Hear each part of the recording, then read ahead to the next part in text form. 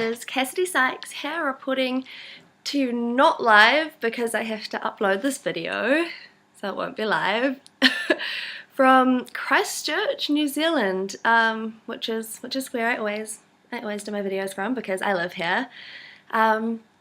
Really disgusting, dreary day in Christchurch. I did do my hair all nice for this video this morning, but then I went to uni and it rained, so now I look like I was dragged through a sewer.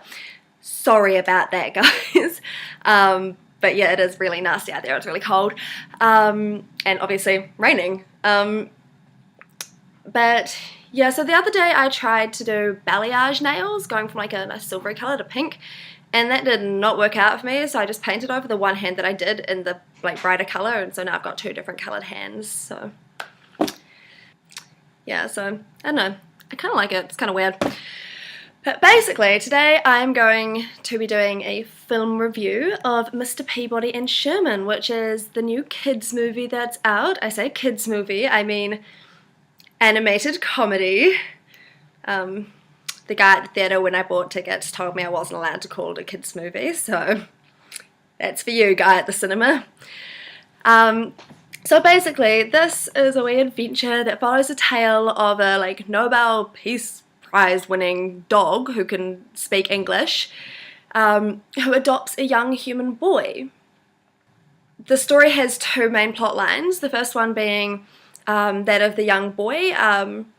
He tries to impress this girl, and he basically shows her his dad's biggest secret invention, the Wayback, which is a time travel machine. They basically go back and screw up the entire space-time continuum and are like, oh crap. And then the other storyline is that of Mr. Peabody, who's the dog, struggling to keep Sherman because people are trying to take him away from him because they don't think a dog should be a parent. So he's undergoing his own big old problems, and it's a fun wee story. Lots of going back in time and things. I personally really enjoyed it. However, there was just a little bit of a, problem I had with it. The film opened with Mr. Peabody addressing the audience, so, total fourth wall down, drama lingo. So lame.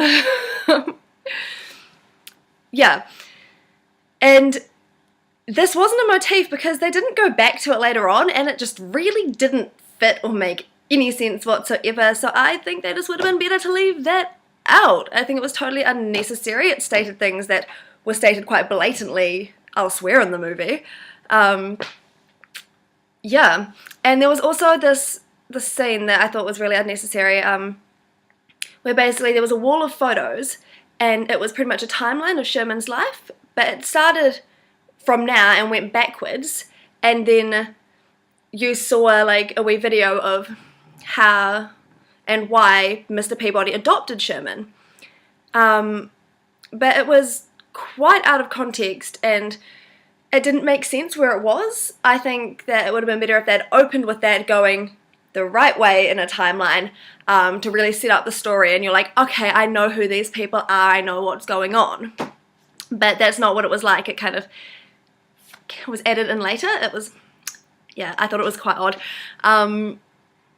And my other wee thing about it was Penny, the girl in it, she was actually a bully. She wasn't nice at all.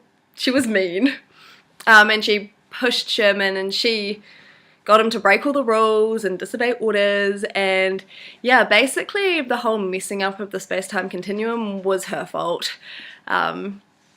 Actually, and the whole Sherman maybe being taken away from his dad was also her fault. So yeah, they like her in the end, but I didn't find her very likable.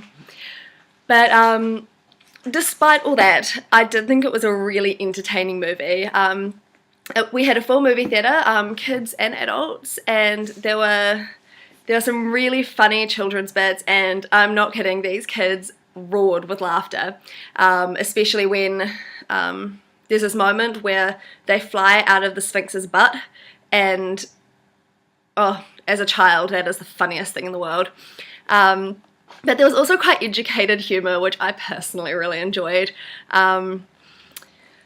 Like to do with the Battle of Troy, and that was probably my favourite scene. The voice of Agamemnon was the voice of Kronk from The Emperor's New Groove, so no matter what he says, it's gonna be funny.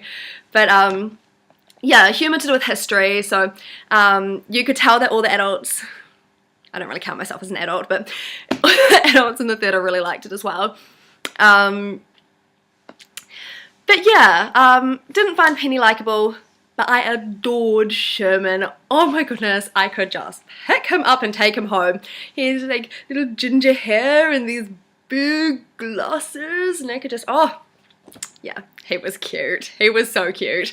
But yeah, so basically there are the two really big kind of dilemmas. The situational dilemma of, you know, having to fix the whole space-time continuum thing, but also a real relationship dilemma between Mr. Peabody and Sherman. And I thought that was really well done. Lots of animated comedies don't really give a full emotional and situational problem, as well as this movie did. And the same with the whole humour thing. Usually it doesn't fit that well for both the older and younger audiences, but they did do that exceptionally well. However, I just did have those too many issues with the way with the order of the content, but the content itself was awesome. So yeah, parents, if you're looking for a non-boring movie to go along to with your kids, it's funny, so definitely go and have a look. Yeah, so let me know what you think of this movie. Do you like it? Do you not like it? Do you agree with me? Do you think I'm totally wrong? Let me know. And thumbs up this video, maybe one, maybe two. Yeah, and subscribe to my channel, and I will see you all next time. Thanks.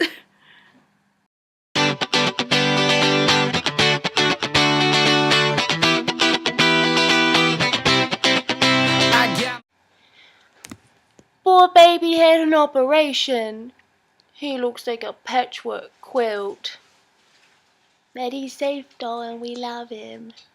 Say hi to everyone, Dopey Chewy. Hi, I'm old Dopey because I had an operation. Hi. Okay, I'm gonna go look after my dog now.